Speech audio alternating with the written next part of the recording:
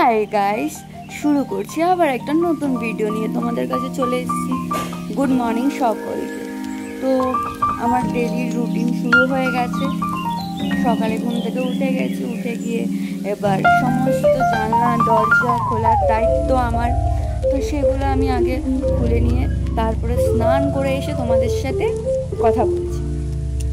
তো সকালে অনেক কাজই থাকে, তো তার মধ্যে সব থেকে একটা বেশি হচ্ছে গিয়ে সকালে টিফিন বানানো, যেটা আমি মোস্টলি বানাই। তো এখন আমি সেটাই বানাচ্ছি, বানিয়ে তারপর তোমাদের সাথে কথা বলছি। তো সকালে ফ্রেশ হয়ে নিয়েছিলাম, ফ্রেশ হয়ে তারপরে এখন টিফিন বানিয়ে সেটাকে খেয়ে নেব। পাস্তা বানিয়েছিলাম আজকে, তো সেটাকে খাচ্ছি। খেয়ে তারপরে রেডি হয়ে যাব স্যালনে গিয়ে তারপরে তোমাদের সাথে কথা হবো, কিন্তু হবে কথা আরও হবে। তো এখন আমি একটু রেডি হয়ে নিচ্ছি, বেশি কিছুই তেমন নয়, জাস্ট রোজকার রুটিন যেটা নর্মালি ঘরে করা হয়। টোনার, ময়শ্চারাইজার আর সানস্ক্রিন, এগুলো তো আমাদের স্কিনের পক্ষে খুবই হেল্প দেয়, মানে খুবই এগুলো দরকার। কেউ কেউ বোঝে না, কেউ কেউ এগুলোকে স্কিপ করে যায়, আবার কেউ কেউ আছে বোকা হদ্দের মতো এগুলোকে মেকআপ ভাবে, কিন্তু এগুলো কিন্তু মেকআপ নয়। তোমরা নির্দ্বিধায় মেয়ে আছো বা ছেলে, এগুলো দুজনার পক্ষেই করাটা উচিত, কারণ এটা face care, not face makeup.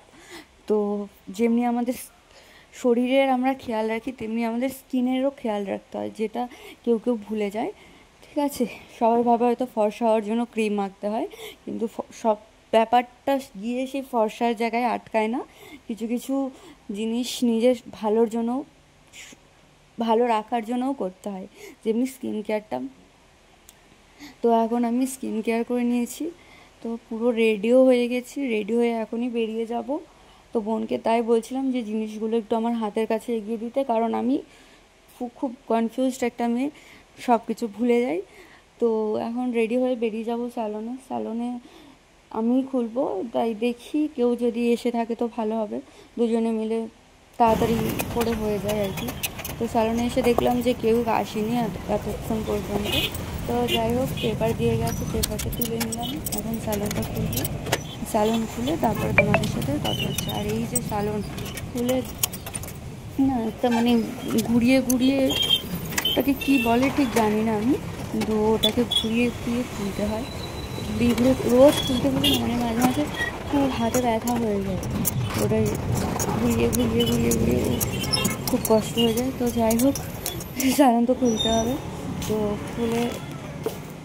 Salon খুলে রীতিমতো ফাঁকা স্যালন, তো লাইট সব জ্বালিয়ে তারপরে সব কিছু দেখছি। তো রিসেপশনে দেখছি পেপার পড়ে রয়েছে, তো রিসেপশনটা আজ একটু পরিষ্কার করে নেবো। রিসেপশনটা পরিষ্কার থাকলে, রিসেপশন শুধু নয়, পুরো স্যালন পরিষ্কার থাকলে, স্যালন বলো ঘর বলো, যে জায়গায় আমরা কাজ করি সেই জায়গাটা পুরো পরিষ্কার পরিচ্ছন্ন থাকলে না কাজ করতে ভালো লাগে, একটা আলাদা একটা ভাইব আসে, পজিটিভ ভাইব আসে। তো যাই হোক, তো আমি রিসেপশন ক্লিন করে তারপরে খাতা রেডি করে তোমাদের সাথে কথা বলছি। তো এখনের জন্য আপাতত তোমরা একটু ওয়েট করো আমার সাথে কথা বলার জন্য। যাই হোক, আমি খাতা রেডি করেও নিয়েছি, রিসেপশনও পরিষ্কার হয়ে গেছে। তো এখন আপাতত এদিনের জন্য কাজ শেষ আমার।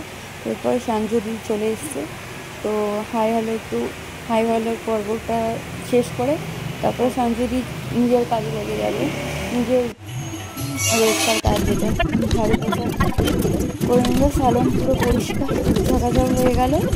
তো এরপর সাইল ভাইয়ে চলে আসবে, ক্লায়েন্টে চলে আসবে, একটা আমাদের রেগুলার ক্লায়েন্ট, তো খুবই ভালোভাবে কথা বলে। তো বাংলাতেও মাঝে মাঝে কথা বলে, তো আমাকে বাংলাতে জিজ্ঞাসা করছিল কেমন আছে, কী করছো, কিছু একটা বাংলায় জিজ্ঞাসা করছিলো, যেটা আমি বুঝতে প্রথমে পারিনি। তারপরে যাই হোক, এর মধ্যে পণ্ডিতরা চলে এসেছিলো পুজো করতে। তো স্যালনের পুজো প্রত্যেক দিন ইনি করে, তো স্যালনে পুজো করছিল। তো আমি বসেছিলাম, আমরা সবাই বসেছিলাম আর কি। ঘুমও পেয়ে গেছে, মানে সকাল ঘুম থেকে উঠে সব এত কাজ থাকে না, সেগুলো করে আবার স্যালনে যদি এসে আবার কাজ করি তাহলে তবু একটা এনার্জি আসে, কিন্তু অর্ধেক দিন বসে থাকতে হলে তাহলে আর সেই এনার্জিটা থাকে না। যাই হোক, বসে বসে থেকে ঘুম পেয়ে গেল, কিন্তু সাইল ভাইয়ের কাজ চালিয়ে যাচ্ছে। তো এর মধ্যে দেখছিলাম যে স্যালনের লাইন চলে গেছে। তো বাইরে বেরিয়ে দেখলাম কিছু বৃষ্টি পড়ছে। এখানে আবার একটু বৃষ্টির একটা দানা ফোঁটা পড়লেই লাইন চলে যায়, লাইন গিয়ে একদম কতক্ষণ বসে থাকবে তার কোনো ঠিক নেই। তো যাই হোক, দেখলাম এর মধ্যে আমার বোন চলে এসেছে স্যালনে। তো এর মধ্যে সাহেল ভাইও দেখলাম যে সিঙ্গারা নিয়ে এসছে। বাইরে বৃষ্টি আর সাথে তেলে ভাজা, জানো এটা একটা খুব ডেডলি তো মানে আমি না সত্যি একটা পাগল।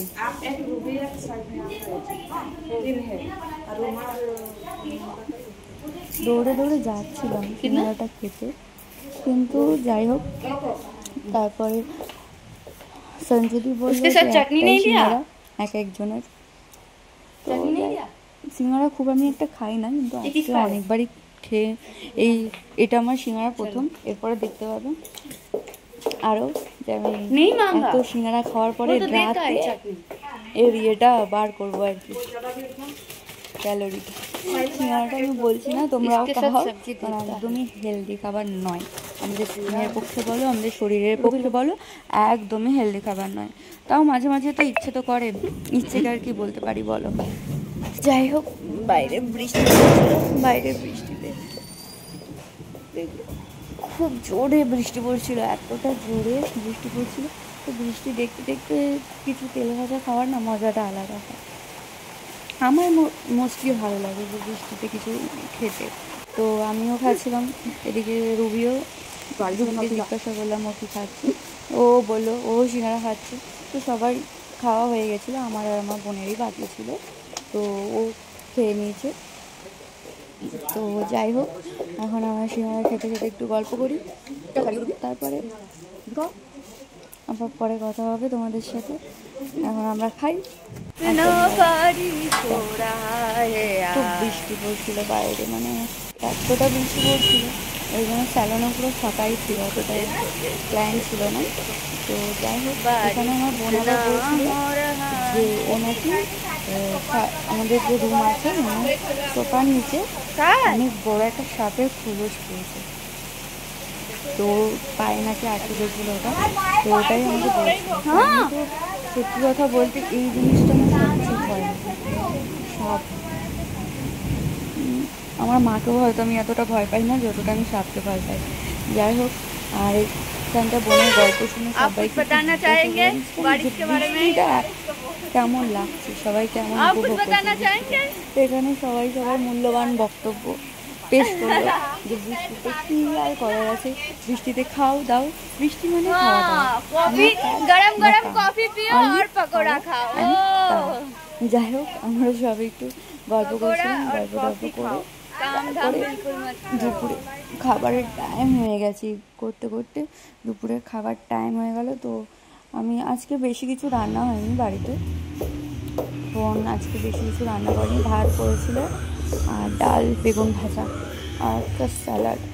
কিন্তু আমার ভালো লাগে এটা নর্মাল খাবার, ভাত ডাল বাঙালির ফেভারিট, বাঙালির না আমার তো মনে হয় সবারই ফেভারিট হওয়ার কথা, কারণ এটা যেমন চটজলদি হয়ে যায় তেমন পেটের জন্যও শান্তি, মনের জন্যও শান্তি, কোনো রকম কোনো প্রবলেম হয় না খাওয়ার পরে। তো যাই হোক, এখানে খাচ্ছিলাম, আমার বেগুন ভাজাটা খুবই ভালো লাগে, ভালো একটা ডিশ। তো ওটাই অল্প কটা ভাত নিয়ে একটুখানি বেশি করে কাঁচা লঙ্কা গুলে আমাদের বেগুন ভাজা করে মেখে ফার্স্ট ভাবছি যে কখন খাবো। চিকেন খাওয়ার জন্য বা বিরিয়ানি খাওয়ার জন্য যেরকম মানুষের ক্রেভিংস হয় না, আমার সেরকম বেগুন ভাজা, ডাল আর যদি একটা ডিম ভাজা থাকে ব্যাস, আর কোনো কিছু আমার প্রয়োজন হয় না। তো যাই হোক, খেয়ে তো আমার ভালোই লাগলো প্রত্যেকবারের মতো। তো ওইখানে সেই খাওয়া দাওয়ার পরে আমি একটু রেস্ট করছিলাম, কিন্তু দেখছিলাম সাহিল ভাইদের কাজ করেই যাচ্ছে, ওদের কাজ আছে, সকাল থেকে আমার একটা পর্যন্ত কাজ হয়নি, সকাল থেকে এসে বসেই রয়েছি, সেই থেকে এটা ওটা খেয়ে যাচ্ছি আর তোমাদের সাথে ফালতু বকে যাচ্ছি। যাই হোক, অবশেষে বিকেলে একটা আইব্রো এলো আমার, তো সেটাই করছিলাম। তো আইব্রোটা করার পরে দেখলাম কোনো কাজ নেই, সালন ফাঁকা হয়ে গেছিলো, সাহিল ভাইও ফাঁকা হয়ে গেছিলো। তো বসে বসে বোর না হয়ে আমরা বেরিয়ে গেছিলাম একটু ঘুরতে। তো ঘুরে এসে তারপরে দেখবো যদি কোনো কাজ হয় তো, কিন্তু এখন আপাতত পুরো মন হচ্ছে যে ঘোরায়। আর এখানে বিকেলবেলাটা না খুব ভালো লাগে, কারণ পাহাড় আছে, জঙ্গল আছে, সব কিছু মিলিয়ে মিশিয়ে জায়গাটা।